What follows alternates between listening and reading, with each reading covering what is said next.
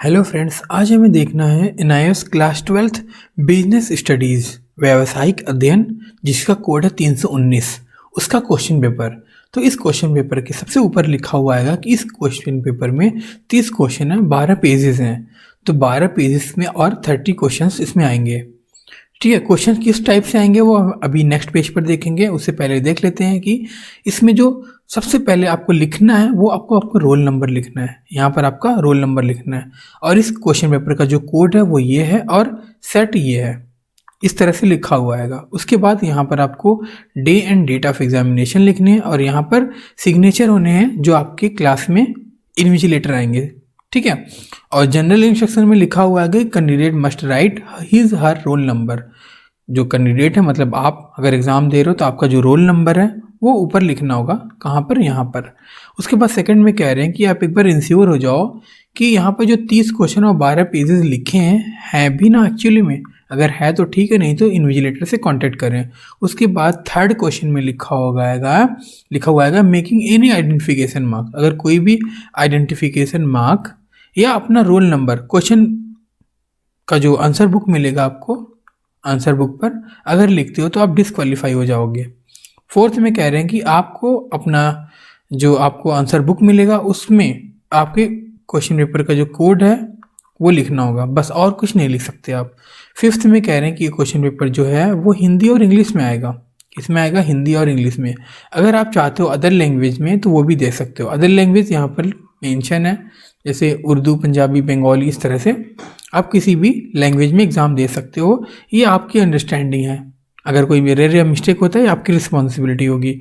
उसके बाद सामान्य निर्देश में वही चीज़ लिखा हुआ है जो अभी हमने देखा। अब आपका क्वेश्चन पेपर यहाँ से स्टार्ट होता है। अब क्या फॉर्मेट है क्वेश्चन का? सबसे पहले आपका ये 3 घंटे का पेपर होगा 100 मार्क्स का। अब इसमें 10 MCQs आने हैं, 1 मार्क्स के MCQs होते हैं, आपको बेहतर पता है, तो 10 नंबर इसके हो गए। उसके बाद आएंगे 5 क्वेश्चन 3 नंबर के। ठीक है, 5 क्वेश्चन 3 मार्क्स ईच, तो कितने हो गए? 15 मार्क्स। उसके बाद 5 क्वेश्चन आएंगे आपके 4 मार्क्स के, तो ये हो गया आपका 20 मार्क्स। उसके बाद 5 क्वेश्चन आएंगे 5 मार्क्स वाले, ये हो गया आपके 25। उसके बाद 5 क्वेश्चन आएंगे 6 मार्क्स वाले। अब ये 5 क्वेश्चन ही नहीं रहेंगे, ये आएंगे टोटल 10 क्वेश्चन। टोटल 10 क्वेश्चन आएंगे लेकिन और करके लिखा हुआ आएगा। ठीक है, जिसमें से आपको 5 करने होंगे। ठीक है, तो 5 क्वेश्चन, ये 6 नंबर कितने हो गए? 30। तो टोटल सम करके कितने आ रहे हैं? 100 मार्क्स। ठीक है, तो सारे क्वेश्चन आपको अटेम्प्ट करने, ये लिखा हुआ आएगा। उसके बाद हर एक क्वेश्चन के सामने उसके मार्क्स जो हैं वो इंडिकेट होंगे। उसके बाद थर्ड में कह रहे हैं जो MCQs है उसमें सिर्फ और सिर्फ ऑप्शन करो आप। अगर आपका पहला वाला ऑप्शन सही है, ठीक है, तो आपको यहाँ पर सिर्फ लिखना होगा कि आंसर फर्स्ट का कौन सा पार्ट सही है। अगर A पार्ट सही है तो आप ऐसे लिख के ड्रॉप कर सकते हो। उसके बाद सेकंड वाला भी, अगर मान लो B सही है तो B करके ड्रॉप कर दोगे। इस तरह से आपको लिखने हैं। ठीक है, तो क्वेश्चन पेपर देखते हैं हम। यहाँ पर पहला क्वेश्चन आ गया आपका, management is required for every type of organisation is a और एन। तो आपका जो ऑप्शन सही है आप यहाँ से लिख सकते हो।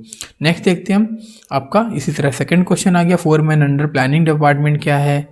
ठीक है, उसका हिंदी भी लिखा हुआ है। उसके बाद थर्ड क्वेश्चन, तो ये टोटल कितने MCQs आएंगे? 10 आएंगे। तो चौथा ये है आपका, ये 5वां हो गया। ठीक है, उसके बाद आपका ये 6th एंड 7th, उसी तरह 8th एंड आपका ये 9th क्वेश्चन आ गया। ठीक है, आगे चलते हैं हम। ये 10th क्वेश्चन हो गया। मैकडोनाल्ड्स एग्जाम्पल है, किसका है? चैन स्टोर का, सुपरमार्केट का, डिपार्टमेंटल स्टोर का या कंज्यूमर कोऑपरेटिव स्टोर्स का। तो इस तरह से आपको देखना है और इसका आंसर लिखना है। अब ये MCQs खत्म। अब हम देखेंगे 5 क्वेश्चन 3-3 नंबर वाले। Explain the following principle of management. तो A और B पार्ट एक्सप्लेन करने हैं 3 नंबर के। इस तरह state the importance of leadership with the help of any 3 points. ठीक है, तो 3 पॉइंट्स आप बता के 3 नंबर ले सकते हो। इस तरह से करने हैं। उसके बाद 13 क्वेश्चन, 14वां और ये 15वां क्वेश्चन। 3 लेवल्स बताने हैं, 3 लेवल 3 मार्क्स के। ठीक है, उसके बाद अब 16 से आपका होता है 4 मार्क्स वाले क्वेश्चन, जो कि कितने क्वेश्चन आने हैं? 5 question. Describe any 2 points of importance of management. 2 point 4 number का, 1 पॉइंट 2 नंबर का बना, आप समझ सकते हो। 17th क्वेश्चन आ गया, distinguish between delegation and decentralisation giving any 4 points. ठीक है, तो 4 पॉइंट से आपको 4 मार्क्स मिल जाएंगे दोनों के डिफरेंसेस बताकर। इसी तरह आपका 18 क्वेश्चन और 19 क्वेश्चन ठीक है, कितने आ गए 4 मार्क्स के। अब आपका लास्ट जो है 4 मार्क्स में 20th क्वेश्चन है, अमंग परचेज रेफ्रिजरेटर है ना, तो ये आपको यहाँ पर इसका क्वेश्चन देना है, तो 4 नंबर का ये भी है। उसके बाद 21st आ गया आपका, है ना, कितने नंबर का 5 नंबर, तो 5 नंबर वाले अब कितने क्वेश्चन आएंगे 5 क्वेश्चन, तो 21, 22, 23, 24 एंड लास्ट 25। ठीक है, 5 फंक्शन बताने होल सेल के, तो 5 नंबर के। अब हम देखते हैं 6 मार्क्स वाले, जैसा कि हमने देखा था कि और करके आएंगे, तो देखो एक क्वेश्चन आपका ये हो गया।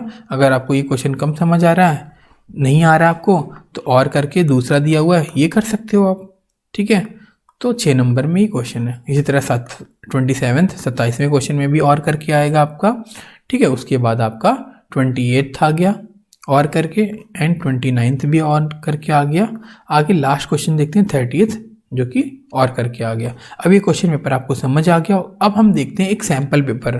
सैम्पल पेपर से आपको ये हेल्प मिल जाएगी कि आपको पता चल जाएगा कि क्वेश्चन को कैसे सॉल्व करना है या उसके आंसर्स को कैसे लिखना है। तो आइए हम देखते हैं अब एक सैम्पल पेपर।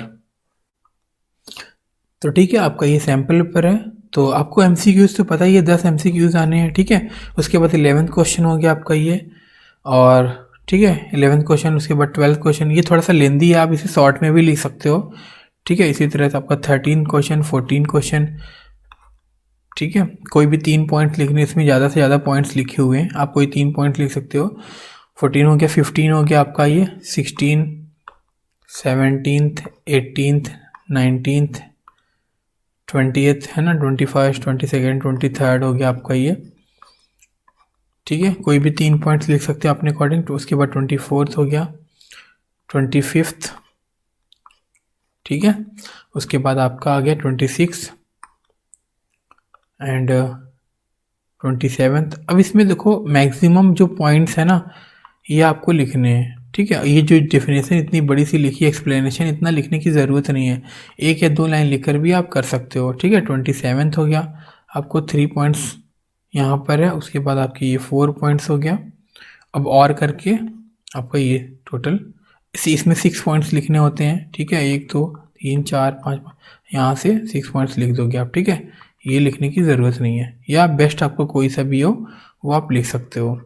ठीक है, उसके बाद हम देखते हैं 28th क्वेश्चन, और आगे देखते हैं, ये और वाला हो गया आपका। उसके बाद 29th क्वेश्चन, ये कंप्लीट हो गया। उसके बाद आपका ये 30th क्वेश्चन, यहाँ से उसका आंसर यहाँ तो हो गया। ठीक है, अच्छा इसका पीडीएफ चाहिए आपको, डिस्क्रिप्शन में लिंक है, वहाँ से मिल जाएगा आपको। ठीक है, तो ये आपका क्वेश्चन पेपर है, सॉल्व पेपर है। आपको यहाँ से समझ आ गया हो किस तरह से लिखना है। मिलते हैं फिर नेक्स्ट क्वेश्चन पेपर में।